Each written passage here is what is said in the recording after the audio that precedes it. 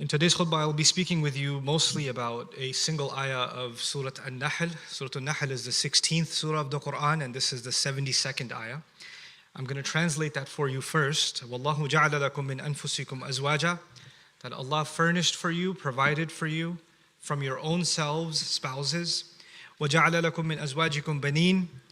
And from your spouses, He provided for you children. وَحَفَدَةً. And those of service to you. It's also translated grandchildren. We'll talk about that in a second. So it could mean children and grandchildren. وَرَزَقَكُم مِّنَ الطَّيِّبَاتِ. And He provided you of all kinds of good and pure things. أَفَبِالْبَاطِلِ يُؤْمِنُونَ. Then are they going to believe in falsehood after all of that? وَبِنِعْمَةِ اللَّهِ هُمْ يَكْفُرُونَ. And are they going to be disbelieving in the favor of Allah? This ayah is a very heavy, deep message from Allah Azza wa Jal. And I hope that in the few minutes that we have together, we can at least contemplate on some of the things that are happening, certainly not all of them, inside of this remarkable ayah. Many places in the Qur'an, Allah will talk to us about things that He's done for us as a favor. The things that He's created around us that are beautiful or of service to us, that benefit us. And we should contemplate on that and become grateful to Allah. Clearly, the message in this ayah is to become grateful because the ayah concludes, وَبِنِعْمَةِ اللَّهِ هُمْ يَكْفُرُونَ, that they are ungrateful to the favor of Allah. That, if you work backwards from that, then that means that everything Allah has mentioned in this ayah is something I should be grateful for.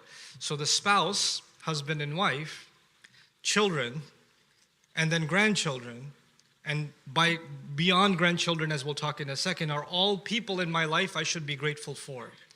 This already becomes a big challenge because it's easy to be grateful for an apple. It's easy to be grateful for your car because the car does exactly what you want it to do. You know, it's easy to be grateful for food on the table because it provides you nutrition immediately. It's easy to be grateful for the job because you get a paycheck at the end of the day, right? They're easy to be grateful for clothes because they cover me and they protect me from the elements. It's easy to be grateful for things, the benefit of which I see immediately. But I don't know about being grateful for the wife or the husband or the children and I mean, that can get complicated. Seriously, have you met them? Because you want me to, they're a blessing? Have you met my dad? That's supposed to be a blessing? Have you met my kids? Do you know how they talk to me? They're supposed to be a blessing? I'm supposed to be grateful for this? Like it's easy for me to just translate the ayah and say, hey, Allah wants us to be grateful for our spouses, our children, our grandchildren. And by the way, to make this more complicated and interesting, hafada is used for grandkids. And actually the conventional plural for hafid is a grandchild, is actually ahfad and hufada. That means grandkids. And hafada, at-Tabari, others also commented, is kullu man yu'in wa yakhdim, everyone who serves. Everyone who's of service to you by way of getting married, everyone who comes to your aid, or everyone that gets connected to you by way of getting married is actually part of hafada. So Mujahid early on even considered in-laws part of hafada. So here's an ayah in the Qur'an about in-laws, if anybody was wondering. And what makes it even more complicated is we're supposed to be grateful for our in-laws. What? Seriously, those people? You know, after everything I've been through with them, I'm supposed to be grateful for them? What this is why when I say an ayah, we can read it, we can read the translation and move on, or we can stop and say, wait, this is about me? How is this about me? This must be talking about someone else. They must have children that they should be grateful for because they have good kids. They don't have my kind of kids. They must have a spouse that gives them peace, not my spouse. They only give me anxiety and trouble and arguments. That's all they give me. They don't give me a reason to consider. And so it's easy for them to be grateful for the favor of Allah, but I can't possibly be grateful for this. I don't have that kind of peace in my life. Allah didn't make an exception. By the way, for those of you who have good kids and good grandkids and great in-laws and a wonderful spouse, those of you should be grateful. The rest of you can complain online and make memes about them, right? You could do that. No, there's no exception here. It's for everyone. And then if you and I ponder about this a little deeper, if you study the Prophet's lives, many of them, they have a lot of trouble coming from their spouse, like Nuh alayhi salam or Lut alayhi salam. Some prophets have trouble coming from their children, like Nuh alayhi salam or Yaqub alayhi salam. They're getting trouble from their children. Ibrahim alayhi salam is worried that his grandkids and their future generations are going to fall into shirk. And it actually happens from the children of Ibrahim alayhi salam. So all of that is a reality, and no one knows that reality better than Allah Himself, and that same Rabb is telling me to be grateful at the end of this ayah. So the first thing I wanted to do in this khutbah is to present this almost riddle to you. How are we supposed to unlock this? How are we supposed to make sense of this? Because Allah Azza wa Jalla has commanded us, or actually even complained to us, أَفَلَا يَتَدَبَّرُونَ الْقُرْآنَ أَمْ عَلَى قُلُوبٍ أَقْفَالُهَا. Don't they contemplate deeply the Qur'an, or do hearts have their own locks placed on them? One of the ways you can think, and I can think about that ayah, is if I'm refusing to think about what Allah says and contemplate it, maybe something hasn't unlocked in my heart yet. Like I'm not really thinking about it from my heart and really applying it to myself, and it's keeping me from contemplating. So I pray that Allah unlocks all of our hearts as we contemplate His word. So now, stepping a bit further back, let's pay attention to the end of the ayah again. He says, أَفَبِالْبَاطِلِ يُؤْمِنُونَ وَبِنِعْمَةِ اللَّهِ هُمْ يَكْفُرُونَ. Are they going to believe in falsehood? Strange thing to say. Are they going to believe in falsehood? You would imagine an ayah like this if the beginning of the ayah was about shirk or false gods, and they worship other than Allah, and then they believe in batil. That's where this conversation fits. But that's not the conversation. The conversation was, He provided you spouses from yourselves, and children, and grandchildren, and in-laws, and extended family, and those who support you, and all of that stuff. And then, are you going to believe in batil? Are they still going to believe in batil? Subhanallah, what is this doing here? So another riddle, I'm adding riddle on top of riddle now, right? Are they going to believe in falsehood? And then falsehood, the opposite of falsehood is truth, right? So, أَفَبِالْبَاطِلِ يُؤْمِنُونَ وَبِالْحَقِّ هُمْ يَكْفُرُونَ. Are they going to believe in falsehood and not believe in the truth? Because the opposite of falsehood is truth. But He didn't say truth. He said the favor of Allah. He said the favor of Allah instead. And if you want to go with the favor of Allah and use its opposite, the naqma, so they can say, are they going to believe in difficulties? Are they going to have faith in things that give them trouble, masa'ib? And they're going to deny the favors of Allah? So either you say truth and falsehood, or you say favor and discomfort. But he mixed the two. There's an idmaj between these two. And this is a profound place to begin. Sometimes, in language we expect simple opposites, day and night, good and evil, right? These are simple opposites. But in the Qur'an, sometimes Allah gives us complicated opposites. Like He doesn't go, the opposite of A is B. He'll give us something else instead. And He gives us a dimension, a way of thinking about opposites that only Allah can give. In this ayah, one of the things Allah is teaching you and me is the opposite of falsehood, instead of being truth, is the favor of Allah. And the favor of Allah is actually a substitute for truth itself. Now this is very powerful. And by the way, the word is haqq, for truth. And haqq also means purposefulness. It doesn't just mean truth. It means purposefulness. Okay? So Allah says, خَلَقَ السَّمَاوَاتِ وَالْأَرْضِ بِالْحَقِّ. He created the skies and the earth with purpose. And the word for purpose there is what? Truth. Al-haqq. So the word haqq has two dimensions. So let's contemplate this from that point of view. Allah is telling me that sometimes I see my disobedient child, my son who talks back to me, my daughter who doesn't even say wa alaikum assalam, my grandkids who've forgotten about me, my spouse who disrespects me and complains about me to others.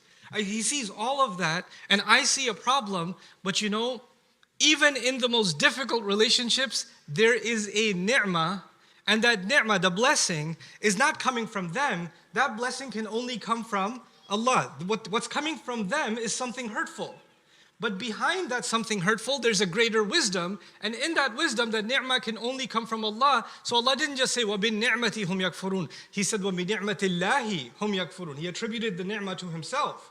He didn't attribute the ni'mah to them, to Himself. So I need to now start thinking deeper about difficult conversations I have in my family, difficult situations I have to deal with. And so we're going to take a step back and say, change our worldview a little bit about our own family. Because this ayah is about our extended family.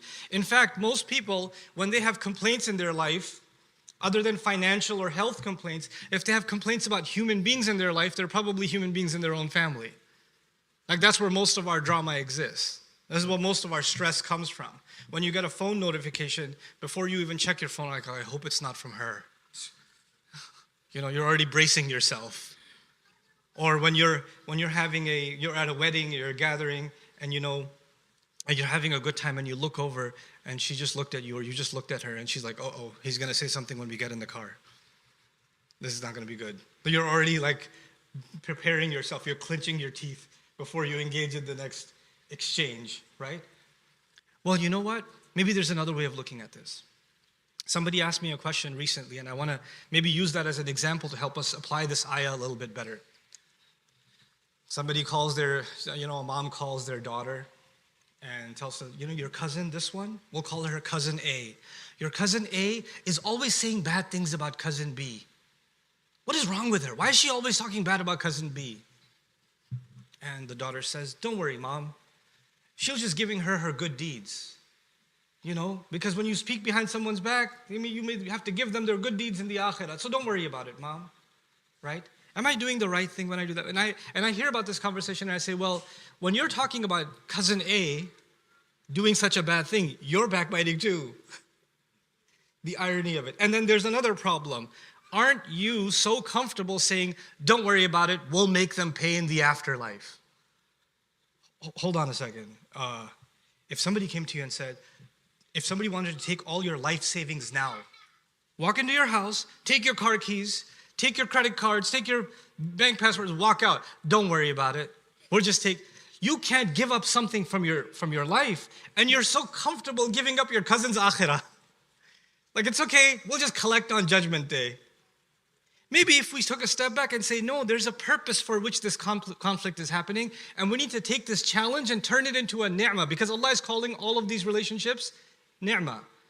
It's not just ni'mah that my son or my cousin or my family or my in-laws exist. That's not the ni'mah, clearly. It's not just that they exist. Their relationships with me are a series of experiences, conversations, exchanges. How do I turn this into a ni'mah? Mom, have you ever asked our cousin why she's so angry? Something must have happened.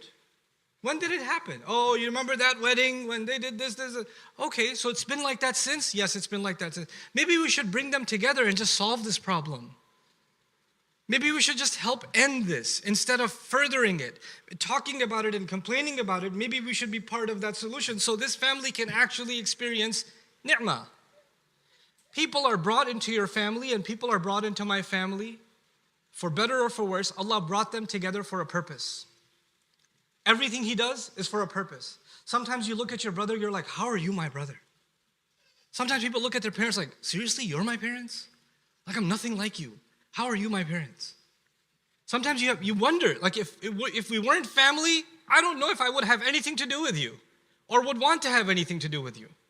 But Allah put people together for a purpose. He knows exactly who to, put in whose family and who to connect and tie to each other genetically. In fact, He even planned for who should be your in-laws. Inna lillahi wa inna ilayhi raji'un. He planned for that too. Now, all of that can feel like a big trial, but if I contemplate this ayah a certain way, I need to find the blessing in it, and I cannot find the blessing in it unless I look at everything purposefully. Maybe behind this conflict, I need to be purposeful and find the right thing to do, the right things to say to fix this conflict. Allah talks about people who really believe in Him, and He says, and those who do fasad, on the opposite side, He says, وَيَقْطَعُونَ مَا أَمَرَ اللَّهُ بِهِ أَن يُوصَلْ وَيُفْسِدُونَ فِي الْأَرْضِ. They cut apart what Allah commanded to keep together. Like, families are hard to keep together. Spouses are hard to keep together. Kids are hard to keep together. The conflicts between siblings can be very intense. The conflicts between parents and kids can be very intense. The conflict between your family and your in-laws' family can be very intense. Those are not small conflicts. But in all of those conflicts, if I look at that purposefully, if I look at, I'm going to turn this into a blessing somehow. I'm going to find a way of resolving this conflict. I'm going to find a way of engaging this conversation.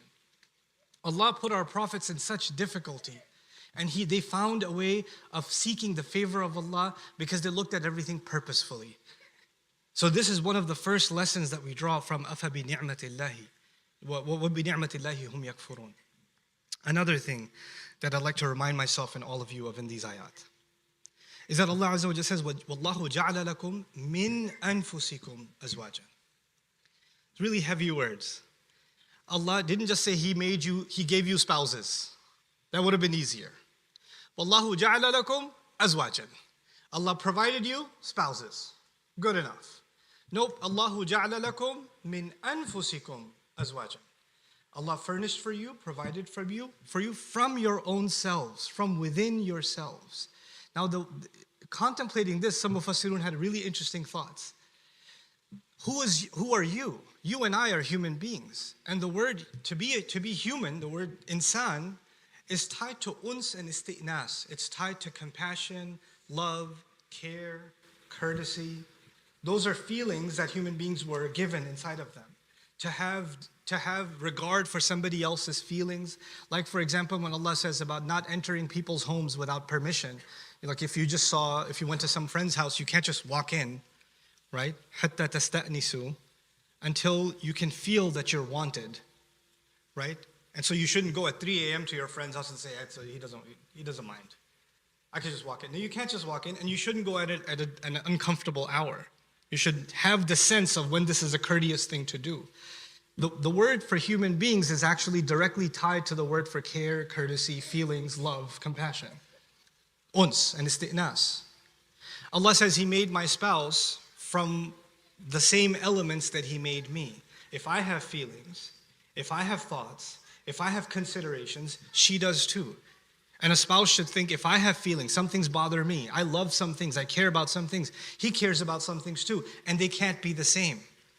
We're not the same. وَمَا خَلَقَ الذَّكَرَ وَالْأُنثَى إِنَّ سَعْيَكُمْ لَشَتَّى. He differentiated between the male and the female.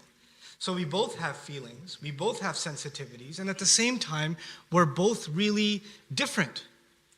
And when Allah says, min anfusikum azwajan, there's a really beautiful, ishara in these words. There's an indication in these words that because they are from me, I have to try to feel, if they're saying something that's hurtful, where's that coming from? What feeling did that come from? What would make her say that? It's not just because she's evil, or not because they're just arrogant. Those are easy answers, right? This person's so arrogant, they said this, this, and this. But maybe behind what you think is arrogance is pain. And you have your way of dealing with pain, and they have a very different way of dealing with pain. And their pain comes out in hurtful words, or what you think are hurtful words. So if we develop this isti'nas, then in our family relationships, you wouldn't see your son as being disrespectful. You would see behind that disrespect something happened that needs to get resolved. There's a wall there that you need to break with your love and compassion. And you need to do that purposefully. You need to understand the larger purpose. Allah wants these people that were put in a family, Allah wants them to stick with each other. Allah wants them to overcome their barriers. وَاللَّهُ جَعَلَ لَكُم مِّنْ أَنفُسِكُمْ أَزْوَاجًا وَجَعَلَ لَكُم بَنِينَ وَحَفَدًا. It's also interesting that in these ayat, Allah provided you children. Allah provided you in-laws, grandchildren, others that will serve your purpose, others that will be of benefit to you. Allah is saying that and all of it starts with azwaj, meaning you get married. When you get married, you connected to another family. Because you connected to another family, maybe one day you lost a job or you had a difficulty and it was your wife's cousin's friend that helped you out. There's connections that are made that Allah provided help for you, rizq for you in ways you couldn't have imagined because of that relationship. Because connections were formed through that. So Allah is telling us that we should look at the human relations that we have and the impact of those relationships as all part of Allah's plan that He provided. The people that came into my life are people that He provided. That doesn't mean that it always works out. It doesn't mean that everybody's great, but it does mean that we have to look at everything purposefully. We have to keep that in mind first and foremost, And now finally, I say this last portion, that riddle that I didn't quite solve yet. أَفَبِالْبَاطِلِ يُؤْمِنُونَ. Are they going to believe in falsehood?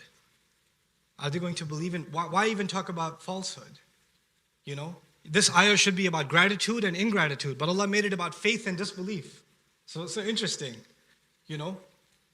So what do we learn from that? Actually, we learn from that my iman, my faith, is actually directly associated with how grateful I am. The more grateful I am, the stronger my iman is. The less grateful I am, the weaker my iman is. And when I'm focused on things that aren't true, like Batil means I'm looking at my family and all I see is problems. All I see is these are the people why my life is so difficult. This is what they did, this is what they did, this is what they did. All you have is this list of blames for these people. And it's always what's living in your head constantly. You're reliving it. I still remember what you said. I still remember what you did. And because this shapes your view of them. Now you see them as these people that all they are is a source of pain. That's all they are. This is a batil. But because these people, even if they caused you pain, behind them is a ni'mah of Allah, and you must discover that ni'mah. And you cannot, if you just reduce them to just a curse in your life, if you reduce them to just some kind of, evil or hurtful people, they're human beings, they're not devils. Nobody's an angel and nobody's a devil. Allah created angels and devils, those are separate species. We're human beings. You know what that means? We do good things like angels sometimes, and we do bad things like devils sometimes. We're human.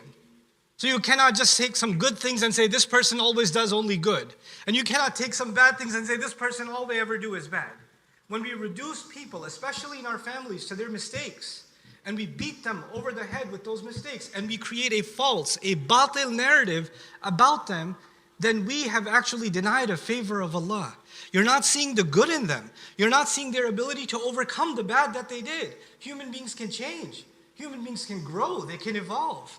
But you've started believing in batil. And Allah calls this believing in batil in the ayah. Subhanallah. Just this one small ayah, but it changes the way I see myself. It changes the way I see others. I no longer tolerate the conversation, oh, your uncle, he's never going to change. Oh, your cousin, he's always going to be like that. Oh, these people, I know, you don't know. My dad, is just hopeless. That's just hopeless. Who are you to say, who am I to say hopeless? Who are we to determine the future? أَفَبِالْبَاطِلِ يُؤْمِنُونَ وَبِنِعْمَةِ اللَّهِ هُمْ يَكْفُرُونَ. May Allah Azza wa Jal give us real compassion and gratitude for the family that He's given us. May Allah Azza wa Jal give you the wisdom, the strength, the guidance to overcome the challenges inside of your family, to be able to have deep, meaningful, rich conversations purposefully with your family, and to remember always that behind all of those challenges, it may be difficulty at face, but behind it is a favor of Allah. And that may Allah Azza wa Jal give us the ability to seek that favor of Allah and never be in denial of it. And may Allah not make us of those who falsely attribute something to our loved ones, and because of the mistake they have made, and we just attribute that, and they have to live with that forever with our false attribution. This is the mistake the sons of Yaqub alayhi salam made. They made an attribution to their dad. Inna abana lafi dalalim mubin. Our dad is lost and confused because he loves Yusuf more. He's unfair. Our dad is unfair and he's confused. That's it. Now everything he said, oh, he's just saying that because he's confused. Oh, he's just saying that because he loves Yusuf more. Oh, I don't want to listen to his advice. I know he's biased. So now they've painted him as biased. They've got this batil on him. Now nothing he says matters anymore, right? We can do that to our family members. We can attribute a batil sticker on them, and now whatever they say has no meaning because we already have, we've decided everything they're saying comes from the same false place, right? So I pray Allah protects us from doing that to each other and unites our families and helps us overcome and heal the pain that we've been experiencing in them, and truly makes us grateful for the favor that He has given us. Barakallahu li wa lakum fil Qur'an al-Hakim wa nafa'ani wa iyyakum bil ayati wa dhikril hakim.